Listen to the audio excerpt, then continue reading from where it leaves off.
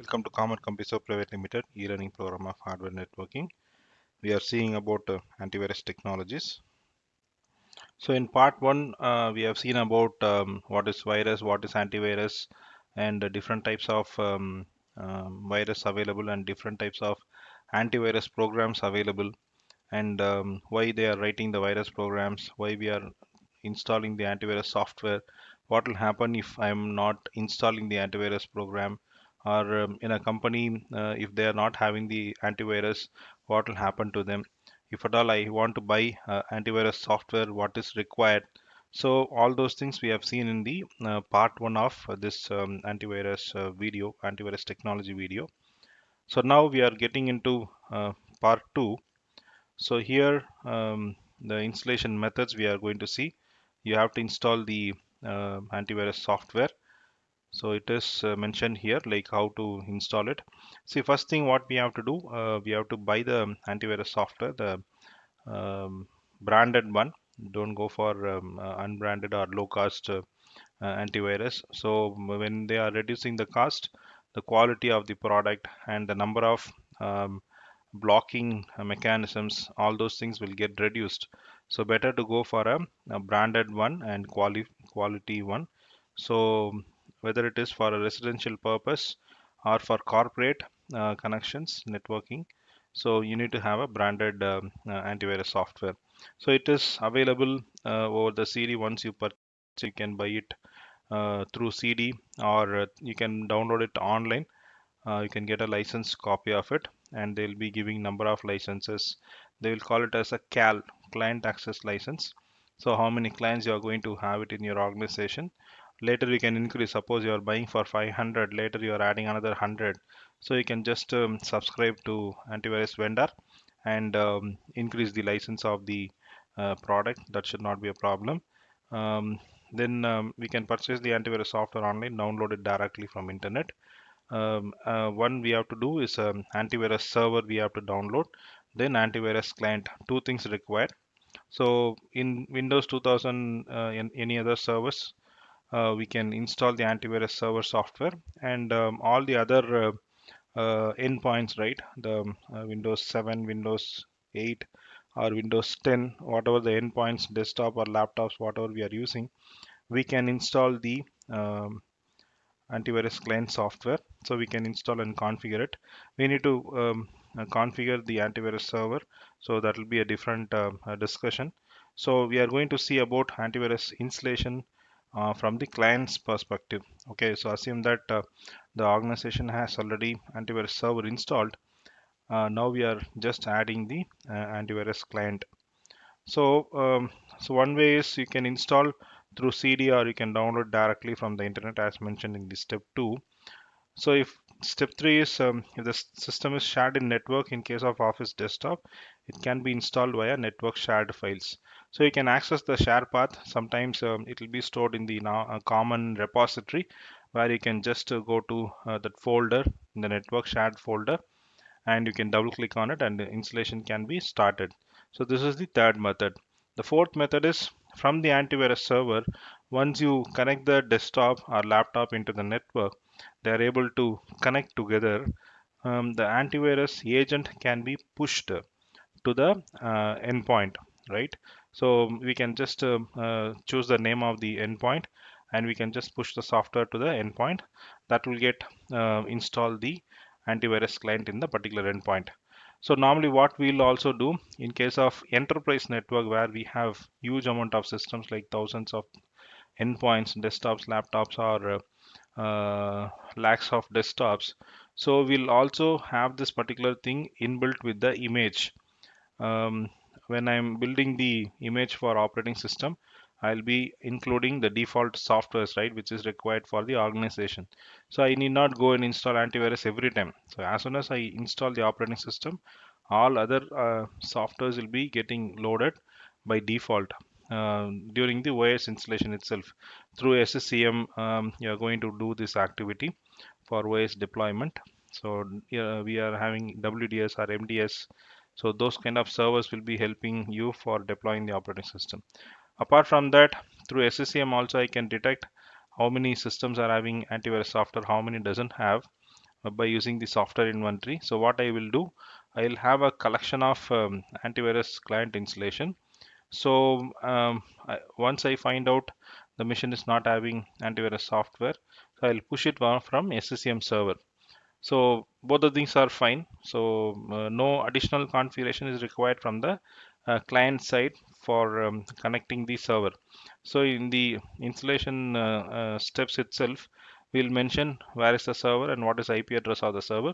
So once the client installation completed, it will start communicating with the antivirus server. So I have not mentioned that steps here, but that is also available in the enterprise network. So this is case for home or small office setup. Okay, so this is how we go for installing the antivirus client in the endpoints, maybe desktop or laptop. So here, for example, we are taking the um, example of installing some free antivirus. So not suggested actually, because we have to go for paid antivirus. If at all you need a protected one, highly protected, so go for a paid antivirus and just check what are all the things it is blocking. So I'm just proceeding with the installation demo.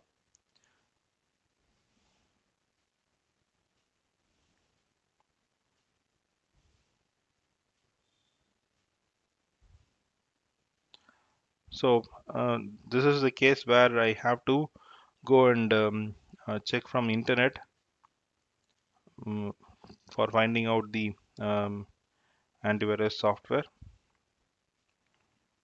So in Windows Defender, we are just blocking the real-time protection. Otherwise, it will not allow you to get the files from unauthorized folders.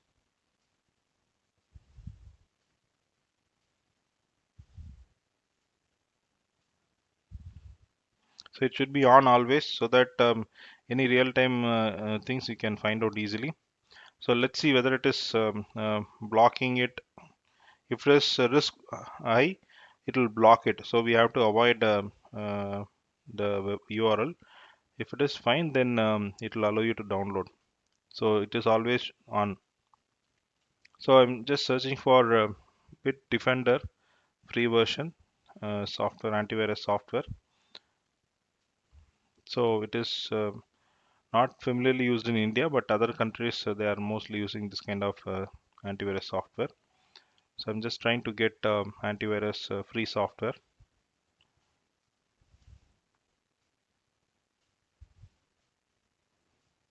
This is for the home users.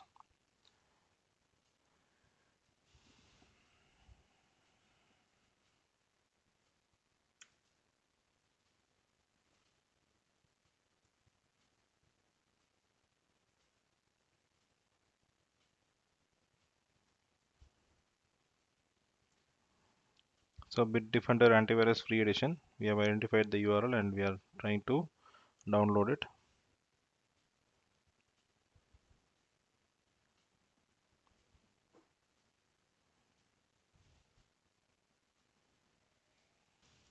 You can see free versions only few things are available, whereas the paid version you have multiple things available. No impact on performance, safe online banking, secure browsing, PC tune-up, social network protection. So just for demo purpose, I am choosing the free edition downloading, but I am strongly not recommending the free antivirus software. Okay, just for understanding or knowledge purpose, we are doing this. So let's download the software from online. So this is the license agreement, where we have to accept and then click on next.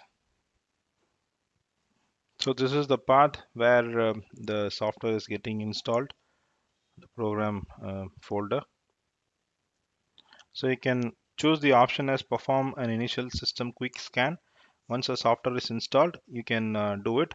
But normally we'll first install the software, then we'll go for a deep scan in the initial stage itself and start the installation. Because if that is a First time you are installing the antivirus program, it will take more time and it has to do a deep scanning to find out the issues or any other hidden threats. So better to have a deep scanning. So don't choose that in quick scan and all. Yeah, you are getting some kind of, yeah, Bitdefender is loading user interface.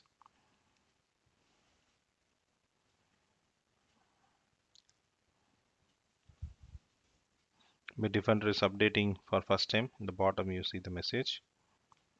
So now that program is available in our system tray and it shows active. It means the software is installed and it is ready for protection. We have not enabled the initial scan, so we are not doing it. So after restarting, probably we can start the initial scan, thorough deep scan we can start. So this is the sign in page where we are getting it. It shows system is protected, virus shield is on, auto scan is on. So auto scan should be on always. Okay, we cannot go for switching it off.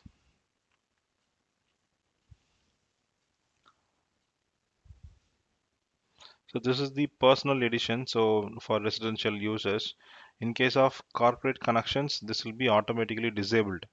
Okay, so anytime, any situations, users should not remove these options, auto scan or virus shield. Sometimes no, they install some unauthorized software.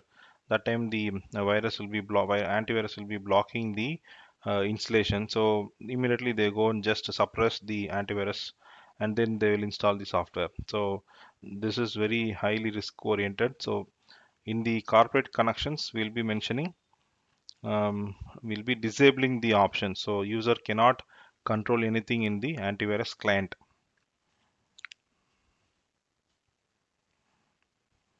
So we have completed the installation and the system is ready for protecting your system. The antivirus software is ready for protecting the system from the viruses. So if it is corporate one, the license key will be automatically provided to the endpoint and we can go for using the system without any issues. So from the server, yeah, so this is the antivirus setup for corporate connection. So what we'll be doing is we'll be having internet connection, right, through hub router. I'm not going to explain all the internet connections over here, but through switch we are getting the connection from internet router and other internet links, right? So we'll be having one dedicated server as an antivirus server, okay? And whatever it is, whether it is a Norton, McAfee, Trend Micro, that server version will be installing in the one of the Windows server. And then we have to install the antivirus client in all the endpoints, right? So whether it is a physical or virtual, whatever it is, we'll be installing the antivirus client and protecting our environment. So this antivirus server, as I said earlier, it can push it via network, or I can download and install it, or I can take it from the share path. So this server will be showing the console where I can see how many systems are available. Say I'm the system administrator, and I know my office has got hundred systems exactly. So as soon as I enter into the office in my shift or in my day, so I'll be opening the antivirus console and find out whether all 100 systems are reporting to my antivirus server and all the definitions for today it is being updated to the endpoints. First of all, it has to be received from the public server of that particular product, McAfee or antivirus. So we'll have to download it. I mean, this antivirus server in the office will connect to the antivirus server on the internet and get download the software definitions for the particular day, and it will push it to the endpoints. So between endpoints and the antivirus server, there will be always a heartbeat signal transmitted between both the devices to ensure that it is connected and live. Okay, any emergency patches available from the internet to the antivirus server, it will get downloaded immediately and that will be immediately pushed to endpoint so that you are getting the online protection and immediate protecting your computer. So you are free from the online threats. So you can be happy about the setup. So this is how the setup is available for corporate network. The desktop engineers who are all available as a L1 in the organization, their job is checking the endpoints whether the antivirus available or not daily basis. Whenever they touch the computer for any other troubleshooting, they will also ensure that your system is updated with the latest data or not, latest definitions or not. And if there is any issue, they will rectify the issue without being notified by the system, I mean by the system user or any other people. So they will rectify it so that your system is getting into network and being protected from the external threats. So how the setup is done in corporate is mostly they'll be installing via network. They'll push it via the antivirus server itself or SSM, which we have discussed earlier. So while installing the operating system also they will include the AV packages, so it should not be a problem. Server will be configured to check the download the definitions from internet from the vendor server to the local server, and as soon as it is downloaded, it is being pushed to the endpoints for immediate update. If any of the machine is not getting the updated, antivirus admin can inform the desktop engineers to check that particular systems alone and find out the reason for not getting the update, whether it is a network connectivity issue or a server issue or operating system issue that the desktop engineer has to check and confirm. So if any of the machine is kept behind the corporate project firewall, sometimes no, we wanted to have a isolated network where within the office, right, hundreds of machines are there.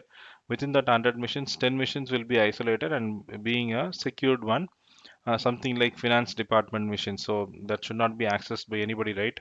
It has to be more secured so that their data is not leaked. HR department, so those things we have to segregate, right? We'll have a dedicated firewall for them to keep it behind the firewall. So in that case, no, in firewall we'll enable that port. For each antivirus the port number will differ, so we have to find out for McAfee what is support, for Trend Micro what is support, and get that port number from the vendor and open that IP address for this particular port, so that the endpoints behind the firewall also will get the required updates. So it should not stop the antivirus definition. So the major functions of an antivirus administrator and the desktop administrator is to ensure that server and endpoints are updated always. If there is an issue, they should rectify it immediately. They cannot delay more, because it is any one machine is open for threat, and immediately if it is affected, it is spreading to multiple machines in the network. So host based versus network based antivirus. So there are different setup available. First one is host based versus network based antivirus. So host based means only specific host will have the antivirus client software installed, like a home user, right? They will have the home edition and they will install it. So those machines will be protected, whereas other machines it will not be protected. Some people will be planning to save cost, right? So why to buy the antivirus software for all the machines? Like I have Tally, I have MS Project for specific mission, where project manager will have MS Project software. Accounts department will have a Tally software. HR department will have people management software. So it is not spread or given to all the users, right? So likewise they will think and provide the antivirus for only specific people, which is a wrong decision. Whereas this antivirus should be available in all the computers, right? All the endpoints as a basic software along with the operating system. So if they are going for this kind of decision, like only required machines will have antivirus, not all the machines, then they will be in trouble. Because if one system is affected with virus, all the systems will get affected. So that is a big drawback, right? We should not go for this. Second one is I'm going to have a network based antivirus. It means that from network gateway level I'm going to protect it from the routers, firewall and other setup. I'll have the antivirus installed and I'll have antivirus server available, so that I'm blocking in the network level. So even if any one network is affected with virus, so the antivirus software will ensure that it is not getting spreaded to another network. Okay, so that is the reason we are going for network based antivirus. So what we can do prevent the virus attack. So there are a lot of steps required, and we cannot firmly say this is the only required steps. Day by day, the attacking mechanisms are getting differed, but major portion like the loopholes are mentioned here. So if you are able to cover these things for your individual safety as well as for your organizations, at least you can be safe from the normal virus programs. So sometimes strong antivirus will be there, so that will break all these things. We cannot do anything that time, so we'll have to follow different resolution mechanism. But now what I am saying, these are the general steps to protect your network from the antivirus. So develop a virus protection plan. So how to design a antivirus setup, how the endpoints will be connected to the antivirus server, how frequently the endpoint will communicate with the server and check for the patch update, and how frequently we are going to do a deep scanning, and what are all the blockage we have done in the network level, the gateway level, how the virus programmer can come and attack my systems through remote, or how can I protect my exchange server by scanning the mails and attachments. So so I'll have to have a dedicated plan for fixing these kind of issues. So that is one thing. Install network-based antivirus for and firewall. So we can also install antivirus software and the firewall to protect the connections. Scan and upgrade automatically. So it should happen automatically in all the endpoints. So if there is any latest definitions available, it should be synced with the server and get the update. Or any latest version is available, we can push it via antivirus server. It has to get automatically installed. Backup your data regularly. Though we have good antivirus software and other stuff, it is always recommended to take backup of your data in a different media, different place. Consider every disk, program, and email attachments as a threat. So whatever it is, look into that way. Like it may contain a threat, so be careful in opening the attachment. Be aware of virus hawks. Block executable file attachments. So normally Exchange servers will not allow the uploading and downloading of .exe files or any other executable files. Normally exe file is executable file. Likewise, there may be some batch files. So in Exchange servers, they'll be blocking this kind of files because that will execute into the endpoint, and that will trigger for the any kind of virus in the desktop. Educate your network users. This is very important. Our team, our users, end users should be aware, and they should notify us there is any issue. Strong passwords on shared drives. Keep all applications patched from the vendor side. And now we are coming to the next step is virus removal. So if at all your system is affected with virus, in your office, in your home, what need to be done? So that is the steps we are going to discuss. So there are some layman steps. Before I go for that, we'll have to do the layman activities, and then we can get into the actual steps, right? So before I go, the type of virus identification and other stuff, we have seen like how to identify my system is affected with virus. So once you know those kind of symptoms and you are guessing that your system is affected with virus, first thing what you have to do, unplug the network cable, unplug the power cable, whatever it is, first do it, so that you are stopping the viruses getting spread across other systems over the network. And second step only, whatever mentioned here, you can do it. So determine the type of virus and access the impact. So normally it will take more time, right? We have to assess how many systems are affected or how many endpoints are affected. What is the impact of this antivirus? What are all the areas this antivirus, what are all the areas this virus will target? Which files need to be scanned? So all those things we have to find out. Isolate all infected systems and hard disk.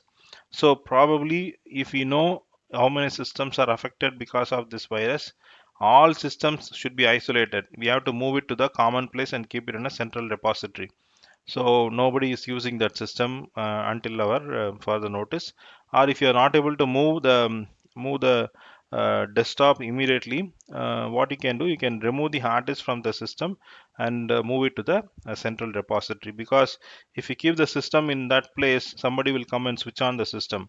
So we can provide the alternate system to the end user, desktop or laptop, then keep this data safe, because we don't know what important data user has. So we will have to ensure without deleting the user data we are recovering the system. But if data is already deleted by the virus, we cannot do anything. Okay.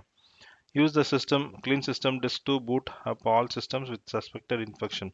So whenever the system is affected with virus, I am going to shut down the system. What I will do, I will boot the system with the clean boot disk, and I'll have the antivirus software in it. So it will start scanning and detecting the viruses available or not. So create, dump or generate log files, attach the virus samples and contact the vendor. So if my antivirus software available in the endpoint is not cleaning or removing the virus. See, first of all, when I'm going for switching on the system and I will not connect back to the network. It will be offline. Okay, disconnected from the network. So what I have to do, I'll have to check whether my endpoint is updated with the current date antivirus definitions. Okay, is it updated latest by yesterday or 2 days before or 1 week before, 1 year before? So I'll have to find out when it is updated last. So if it is updated yesterday, then still what I will do, I will download the latest definition from vendor website, and I will load it to the system through pen drive or CD drive. So I will install that first. Then I'll initiate a scan and find out whether any infections are there. Further, if I'm not able to remove or suppress that antivirus or suppress that virus, what I will do, I will take that file sample through pen drive or CD drive. I'll send that to the vendor and find out whether they are able to identify the virus and provide the solution. Okay. So perform the clean OS install for the machine. If worst case nothing can be done, data cannot be retrieved. So what we have to do? So we have to do the OS installation clean through WDS or MDS or through CD. You have to perform the OS installation. So this is how the virus removal process is done.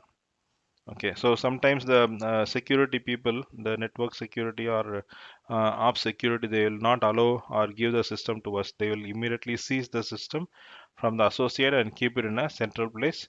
Sometimes they will take image of your computer and give it back to you. So they will do the testing or all other stuff with the image itself. So best practices: install quality antivirus. So as I mentioned earlier, licensed one. Purchase cost wise, okay, then you have to purchase licensed one, install it. Install real-time anti-spyware protection. This is available along with the antivirus software itself. You can check whether it is available or not.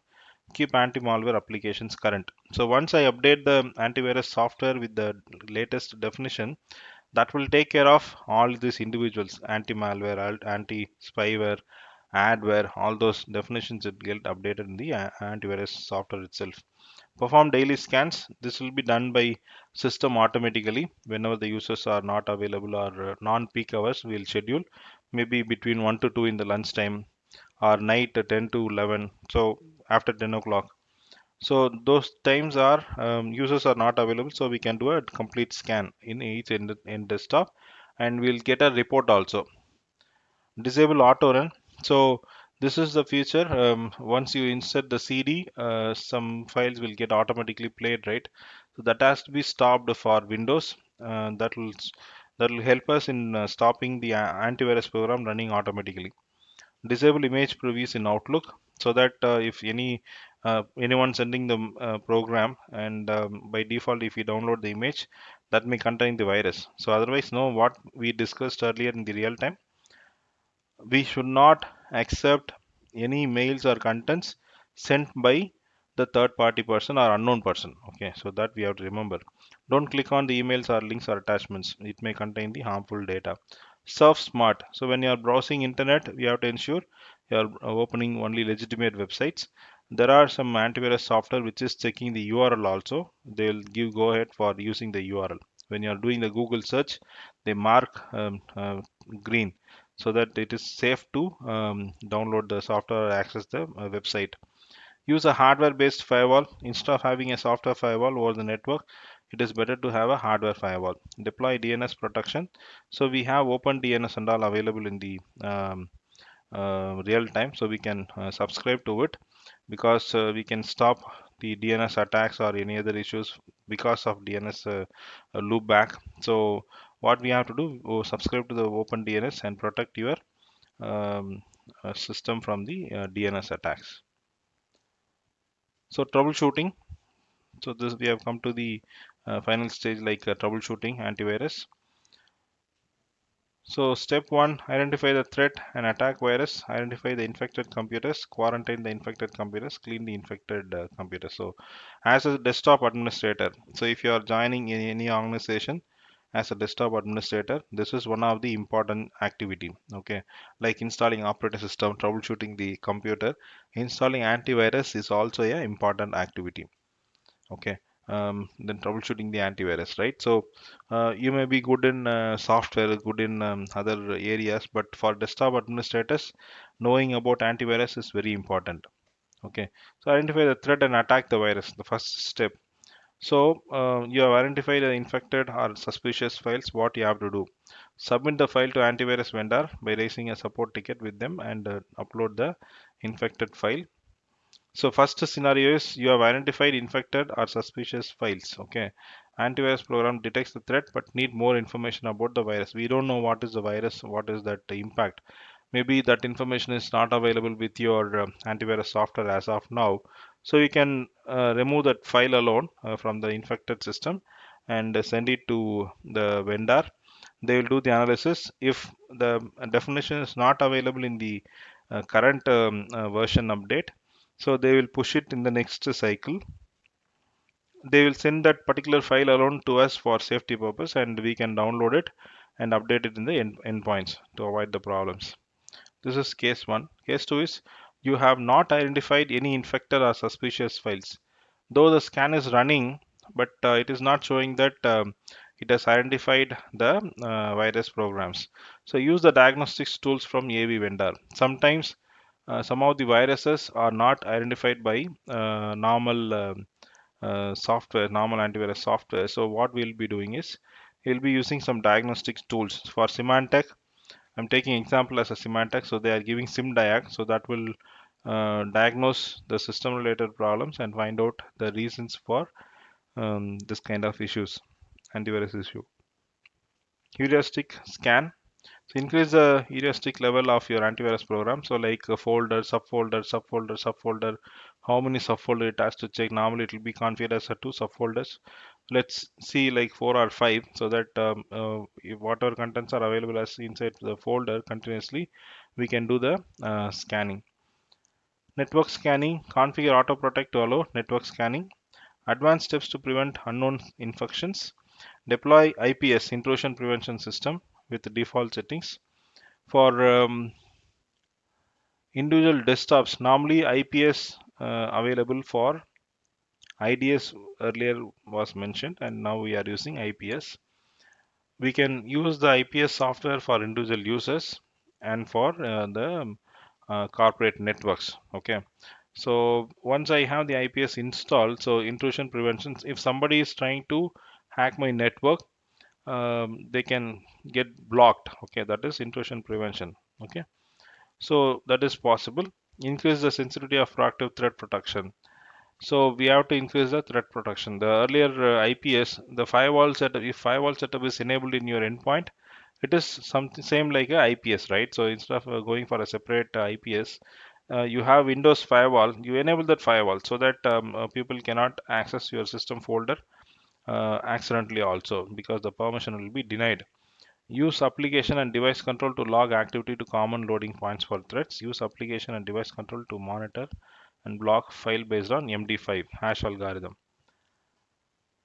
Second step, identify the infected computers. So in an organization, you have hundreds of computers. In that, you have to identify which system is infected. So either through network scanning you can find out, or User will be reporting the problem. From that you can find out, or you can just pick up the machine which you have a suspicion, so you can identify the infected machine. So what you have to do, you have identified the infected computers, download and install the correct antivirus definition on a single infected client. So after installing the latest definitions, isolate it from the network, scan the computer to make sure that detection and remediation is working correctly, configure auto protect option, deploy virus definitions to the entire affected network. So scan all computers to determine which computers are infected. So we have to find out, now once we identify one computer, we cannot stop, because we have seen, right, one in 1 minute of time so much of machines will get infected. So to avoid that, what we are doing, we are just finding out whether any other machine is affected. If virus definitions are not available for the threat, or if parts of the network are not protected by the antivirus program, then use the other means to identify possible infected computers. So we can find out whether user has some other problem, hanging, so that you can find out whether machine is affected with virus. Step 3, quarantine the infected computers. So if machine is identified with virus, what you are going to do? Anyway, the machine is isolated from the network. So we can run thorough scan, find out whether what is the impact level, whether only files are affected, multiple folders affected, entire partition affected, C drive affected, or OS affected. So levels of effect is we have to identify and start providing the solution for doing the removal of virus infection. Worst cases, you are not able to remove the virus. What you will do, you will quarantine that particular file to the folder which is not accessible for operating system or any other things, and find out, because if you quarantine means are removing the file, but it will be keeping the file inside the system itself. Okay, so if you are removing the file from the core, so it may stop functioning right properly. So what we'll do, we'll ensure that the system is not affected because of removal of the particular file. So the quarantine will ensure the infected file around getting moved to the quarantine area. So once it is quarantined, then we can ensure the system is updated with the latest definition, and we'll just leave, allow the system to the user for day-to-day activities. Clean the infected computers. So once a threat is isolated, individual computers, you can remove the threat and reverse its side effects. So if you run the antivirus software, the antivirus will take care of the cleaning process. Okay, we need not do anything extra. Backdoors and rootkits. Before proceeding with the disinfection of a compromised computer, it is important to consider the level of compromise. So we have to find out the level of impact, whether they try to infect the computer, or they try to get into my network through this computer, or they tried to take some data from my desktops or data from my network, because our all systems are connected in network. So if I hack one system, I can access your data from multiple systems, right? Or I can access data from one system to multiple systems, because the entire network is under our control. So that we have to find out backdoors and rootkits. Check for registry changes. If any application is not working, then you can specifically go and check the registry changes. If there is anything updated, we can revert it so that it will function properly. Check system files and software. So we have to find out whether size is increased, file name is interpreted wrongly, those things. Windows host file. Normally this host file will be having the entries of the server's IP to name host conversion. So if you are getting any new IPs in that list, probably you have to remove it and protect your system. Okay. Antivirus software. So it has to be available in all the endpoints and in the server also, and up to date with the latest definitions. Reintroduce computers to network. So once isolation is done, cleanup is done, or worst case, you have formatted the system and installed OS, then we have to connect the system back to the network. So this ends with the part 2 discussion. Now in this section we have mostly seen about antivirus software installation and do's and don'ts, how to protect a computer, and basic information about antivirus software. Thank you.